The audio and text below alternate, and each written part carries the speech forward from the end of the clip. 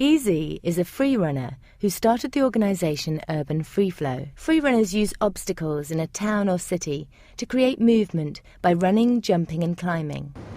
Can you do free running anywhere? I mean, for example, if you're on your way somewhere. Yeah, I mean, if you wanted to, you could kind of, do it anywhere, and if you're on your way to work, you could do it. But generally, the people who practice would go to a particular spot and practice there and then move on elsewhere. Where do you most enjoy doing it? The most rewarding for me would be running in London here, around the South Bank, and we do it in a team of maybe 10 of us, and just someone leading the way and the rest following, and just using basic obstacles like lampposts and walls and just moving. How did you first get into free running? Well, my background is in boxing, which I did for about 20 years, and I boxed at international level. And I got married and had a kid and had to just change my life around and become sensible all of a sudden. So I gave up the boxing, and there was a huge void in my life.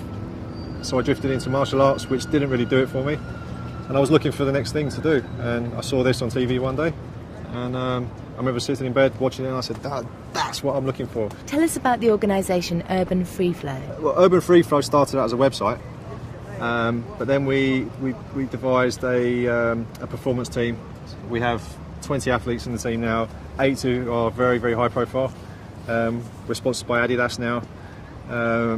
We take care of all sorts of commercials and movies in that sense. We teach as well. We teach in schools. We've taught the army, the police. What do you do with the police? The police run these schemes for youth offenders, and they're trying to get them out of doing bad things. So it's seen as a positive thing to do. It's seen as a very cool thing to do.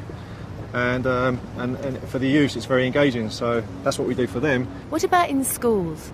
In terms of schools, same again. There's a big problem in the UK with obesity, and kids just aren't practicing anything. They're not doing any PE, they're not doing any kind of sport.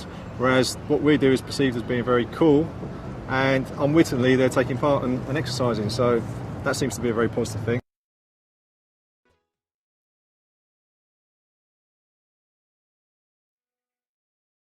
How dangerous is free running? On the face of it, what we do seems to be quite dangerous, but it doesn't touch on what we do. We're very, very safety conscious. We work in movies, commercials, where safety is paramount. I mean, everything we do is calculated. There's no risk taking. If you see a big jump being done, we'd have practiced that at ground level thousands of times over and over and over. I think, if anything, the key word for what we do is repetition. What attracted you especially about free running?